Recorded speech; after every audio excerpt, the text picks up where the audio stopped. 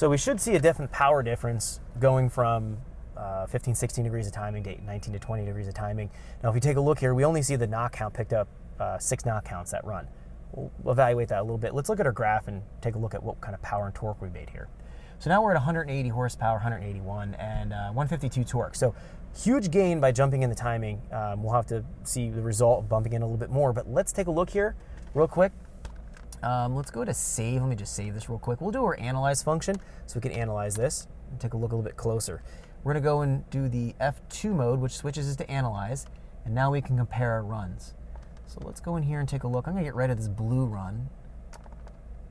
That's not our current runs here. So what we have left is we have a red, which is our very first pool, our baseline. Then we have our yellow, that's our last pool. Then the green is our pool the yellow was the previous pool. The green is our very last pool, the pool that we just did.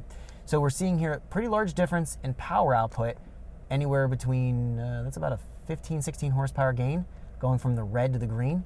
So we can see that going from the yellow to the green, that was between our spark timing changes. So the fuel's dialed in already, we know we're good. So the red to the yellow, that's our fueling change.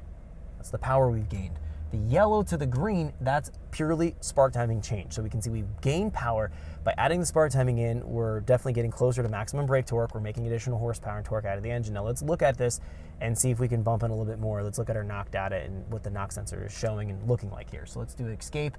And then I'm gonna flip right back into our run screen and put it on begin. And then we'll be ready to go for that next pool, bumping a little bit more time. We're gonna go a little bit higher. Okay, so let's go here to the graph layout, and we're in our knock page here, and we're finding that we're only really picking up anything on the top end right here. So we're seeing there's generating a couple counts of knock on that very, very high RPM. So everywhere below it looks pretty good, and we can actually see the knock sensor output is relatively quiet if we're kind of looking throughout the rest of the run here, kind of going up. It wasn't until we got to the very high RPM where it showed a big spike. Now, what I'm gonna do is bump in a little bit additional to spark timing, and we're gonna watch and see if we have that same kind of pattern again, but this is likely false knock. It's probably picking up noise.